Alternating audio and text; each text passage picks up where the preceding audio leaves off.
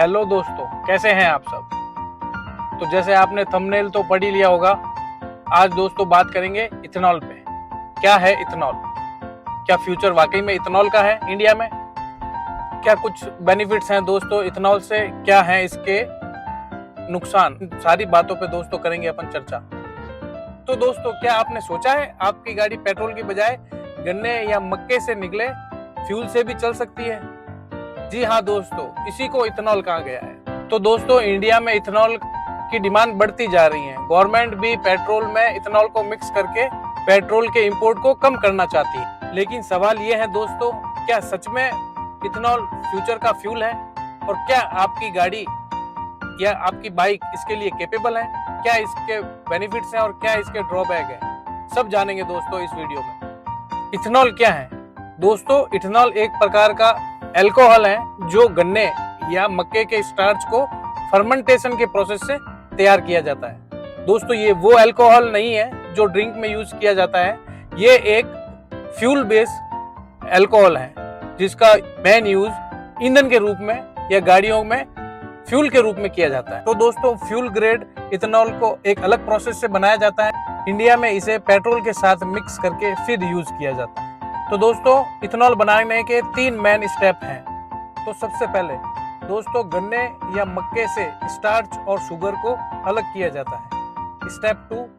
उसके बाद दूसरा प्रोसेस है फर्मेंटेशन। इसमें दोस्तों ईस्ट की हेल्प से शुगर को अल्कोहल में कन्वर्ट किया जाता है। फाइनल डिस्टिलेशन और प्यूरिफिकेशन के बाद फ्यूल ग्रेड इथेनॉल को रेडी किया जाता है। पेट्रोल में इथेनॉल को क्यों मिक्स किया जाता है दोस्तों? इस कारण के पीछे कई फैक्टर हैं।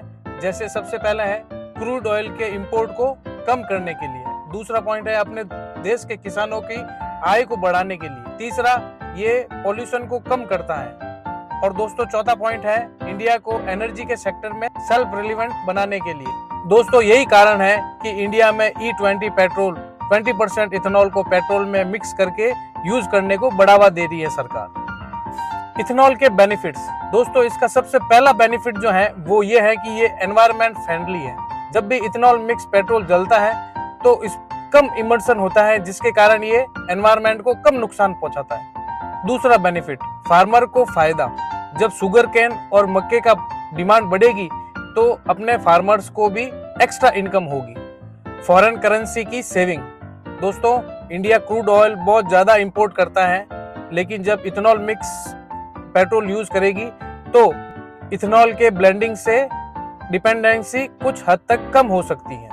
चौथा पॉइंट, रिन्यूएबल फ्यूल। चूंकि दोस्तों इथेनॉल एग्रीकल्चर सोर्स से बनता है, इसलिए इसे रिन्यूएबल फ्यूल भी माना जाता है। जैसे कि दोस्तों अपन ने देखा इथेनॉल के इतने बेनिफिट्स हैं, इसके साथ साथ इथेनॉल के कई ड्रॉबैक भी हैं। जैसे दोस्तों दूसरी टेक्नोलॉजी के ड्रॉबैक होते हैं, वैसे इथेनॉल के भी ड्रॉबैक हैं, जिसमें सबसे पहला है माइलेज। इथेनॉल की एनर्जी डेंसिटी दोस्तों पेट्रोल की डेंसिटी से कम होती है। यही कारण है कि पुरानी गाड़ियों में जो E20 फ्यूल के लिए कैपेबल नहीं है, उनमें माइलेज का ड्रॉप होना नॉर्मल है। इथेनॉल हवा से मॉइस्चर एब्जॉर्ब करता है दोस्तों, इसीलिए उसको स्टोर करने का तरीका अलग। दोस्तों, इसका अगला ड्रॉबैक है एग्रीकल्चर पर प्रेशर। अगर फ्रूट क्रॉप का ज्यादा इस्तेमाल फ्यूल बनाने में होने लगेगा तो दोस्तों कृषि पर भी इफेक्ट पड़ेगा। क्या हर vehicle ethanol mix fuel use कर सकता है? जो BS6 इंजन है दोस्तों, वो E6 इंजन है दोस्तों, वो E20 फ्यूल के लिए कैपेबल है। लेकिन यदि आपके पास पुराने व्हीकल हैं तो दोस्तों एक बार यूजर मैनुअल पढ़ के फिर फ्यूल डलवाएं। इंडिया में इथेनॉल का फ्यूचर।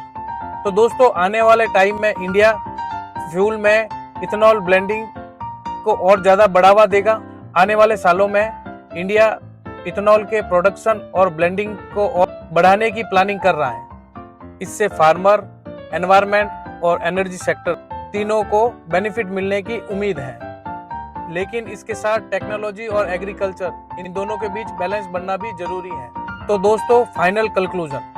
तो दोस्तों इथेनॉल कोई मैजिक सॉल्यूशन नहीं है। ये पेट्रोल की डिपेंडेंसी को कम करने के लिए एक बहुत बढ़िया स्टेप है। पेट्रोल की डिपेंडेंसी को कम करने की डायरेक्शन में बहुत बड़ा स्टेप है। अगर इसको सही तरीके से यूज किया जाए तो ये इंडिया के फ्यूचर को और भी स्ट्रॉन्ग बना सकता है। तो दोस्तों, अगर आपको ये वीडियो इन्फॉर्मेटिव लगी है तो मेरे वीडियो को लाइक करें, शेयर करें और मेरे पेज को अभी सब्सक्राइब करें।